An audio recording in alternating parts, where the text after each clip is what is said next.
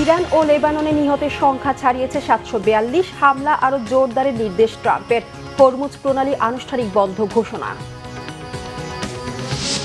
চট্টগ্রামের হালিশহর এলাকায় বোনকে জবাই করে হত্যা, বড় ভাইকে ধরে পুলিশে দিল স্থানীয়রা।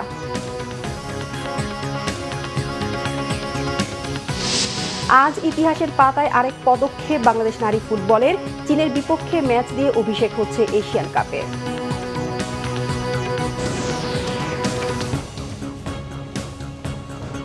দেখছিলেন ক্রাউন সিমেন্ট সংবাদ শিরোনাম।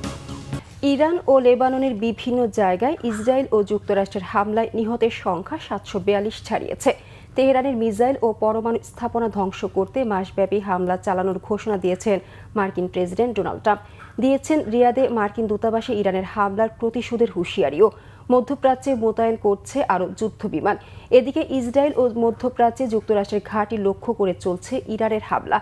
সৌদিতে মার্কিন দূতাবাসে ড্রোন হামলার পাশাপাশি দুবাই ও কুয়েতে যুক্তরাষ্ট্রের সেনাদের উপর মিসাইল হামলা চালিয়েছে তেহরান। এ পর্যন্ত ৬ মার্কিন সেনা ও ১০ ইসরায়েলি নিহত হয়েছে। শহীদ আরাফাতের ডেস্ক রিপোর্ট।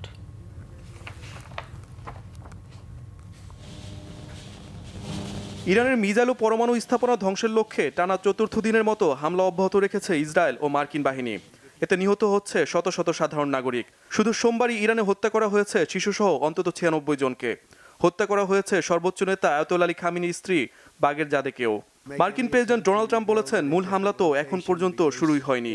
প্রয়োজনে এই হামলা চলবে ৪ সপ্তাহ বা তার বেশি সময়।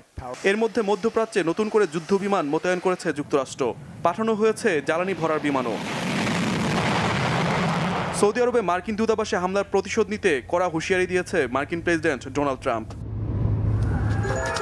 ইসরায়েল ও মধ্যপ্রাচ্যে যুক্তরাষ্ট্রের ঘাঁটি লক্ষ্য করে হামলা অব্যাহত রেখেছে ইরান।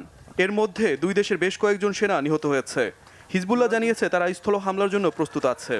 তেহরানের হামলার লক্ষ্যবস্তু হয়েছে মধ্যপ্রাচ্যে বিভিন্ন দেশের জ্বালানি অবকাঠামো। অস্ট্রেলিয়া দাবি করেছে দুবাইতে তাদের সেনা সদস্যদের লক্ষ্য করে হামলা চালিয়েছে ইরান। এর আগে সৌদি আরবে মার্কিন দূতাবাস লক্ষ্য করে হামলা চালায় ইরান। হামলা চলছে কুয়েত, কাতার ও ইরাকে মার্কিন সেনাদের লক্ষ্য করেও।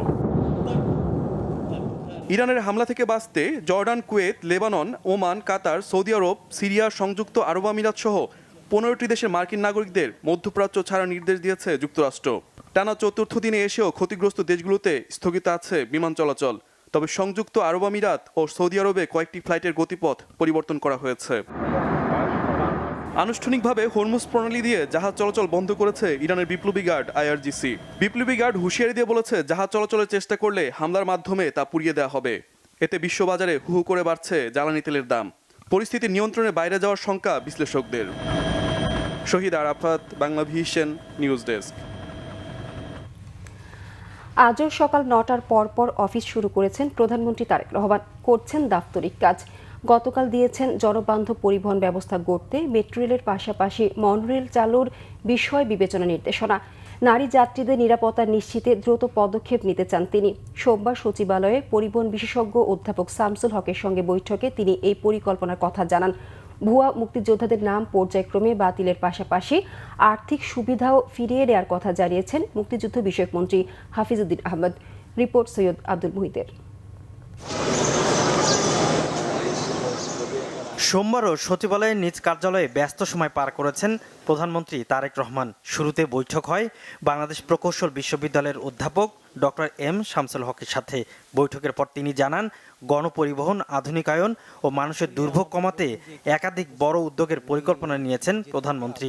মহিলাদের জন্য আবেদন সৃষ্টিকারী এবং সিকিউর গণপরিবহনের বাস মহিলারাই চালাবে এবং সবচেয়ে বড় আগ্রহটা দেখলাম, খুব ভালো লেগেছে, তিনি ইলেকট্রিফিকেশন বাস দিয়ে আরম্ভ করতে চাচ্ছেন। ঢাকার যতগুলি গুরুত্বপূর্ণ গণপরিবহন সম্পর্কিত বড় বিনিয়োগ না, কম বিনিয়োগে বেশি মানুষকে কাভারেজ দেওয়া, এটার প্রতি ওনার আগ্রহ। ঢাকাকে ডিসেন্ট্রাল, যেটা অন্যান্য সরকারও বলেছে, আমার মনে হয় উনি আন্তরিকতার সাথে বলছেন এবং বিস্তৃতিটা এমন বললেন, ওয়াই নট চিটাগং থেকে এখানে এসে অফিস করবে। পরে প্রধানমন্ত্রীর সাথে বৈঠকের পর মুক্তিযুদ্ধ বিষয়ক মন্ত্রী অবসরপ্রাপ্ত মেজর হাফিজউদ্দিন আহমদ জানান, জুলাই যোদ্ধা ও শহীদ জুলাই পরিবারগুলোর আর্থিক অনুদান ও পুনর্বাসনের নির্দেশ দিয়েছেন প্রধানমন্ত্রী। ভুয়া মুক্তিযোদ্ধাদের বিষয়ে সরকারের করণীয় সম্পর্কেও জানানো হয়েছে। তাদের পুনর্বাসনের ব্যাপারে তিনি উদ্বিগ্ন এবং সে ব্যাপারে আমাদের যেসব স্কিম রয়েছে সেগুলোর ব্যাপারে আমরা তাদেরকে প্রধানমন্ত্রীকে ব্রিফ করেছি। মুক্তিযুদ্ধের সময় মুক্তিযোদ্ধার সংখ্যা ছিল 1 লাখ, পরবর্তীতে এখন হয়ে গেছে 2.5 লাখ। তো বিরাট সংখ্যক এরা ভুয়া মুক্তিযোদ্ধা। এমনকি বিগত সরকারের সময় 16 জন সচিব ভুয়া মুক্তিযোদ্ধা বলে প্রমাণিত হয়েছে এবং তাদের মুক্তিযোদ্ধা ভাতা ক্যান্সেল করে দেওয়া হয়েছে। ইতিমধ্যে 300 ভুয়া মুক্তিযোদ্ধাকে তারা বাদ দিয়েছে এবং এটা কনস্ট্যান্ট প্রসেস রয়েছে। এবং আমরা আশা করি যে মুক্তিযুদ্ধে যা কিছু বেনিফিট বা বেনিফিশিয়ারি যারা আছে এটা যাতে প্রকৃত মুক্তিযোদ্ধারা পায়, ভুয়া মুক্তিযোদ্ধাদের নাম ধীরে ধীরে পর্যায়ক্রমে আমরা বাদ দিয়ে দেবো। এদিকে প্রধানমন্ত্রী তারেক রহমানের সাথে বৈঠক করে শিক্ষা প্রতিমন্ত্রী জানান, গ্রহণযোগ্য ও গ্লোবাল স্ট্যান্ডার্ড অনুযায়ী ঢাকা বিশ্ববিদ্যালয়ের ভিসি নিয়োগ দিতে পরামর্শ দিয়েছেন প্রধানমন্ত্রী। যেই পদত্যাগপত্র উনি জমা দিয়েছেন এবং মন্ত্রণালয় থেকে সেটা নিয়ে যে অফিসিয়াল ডিসিশন এসছে সেটাতে উনি একটা পার্টিকুলার তারিখ পর্যন্ত কন্টিনিউ করবেন till office is handed over.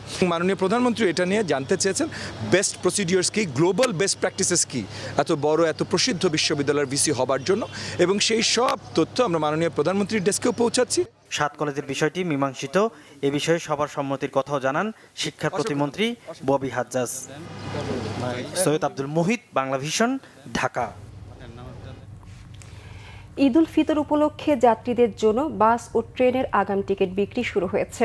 রেলে এবার শতভাগ অনলাইনে অগ্রিম টিকিট বিক্রি হবে। তবে অনলাইনে টিকিট না পাওয়া যাত্রীরা যাত্রার দিন স্টেশন কাউন্টার থেকে মোট আসনের 25% স্ট্যান্ডিং টিকিট পাবেন। সার্ভারের উপর চাপ কমাতে এবার অঞ্চলভেদে 2টি ভিন্ন সময়ে টিকিট বিক্রি করা হচ্ছে। পশ্চিমাঞ্চলের সব আন্তনগর ট্রেনের টিকিট প্রতিদিন সকাল 8টা থেকে এবং পূর্বাঞ্চলের টিকিট দুপুর 2টা থেকে পাওয়া যাবে।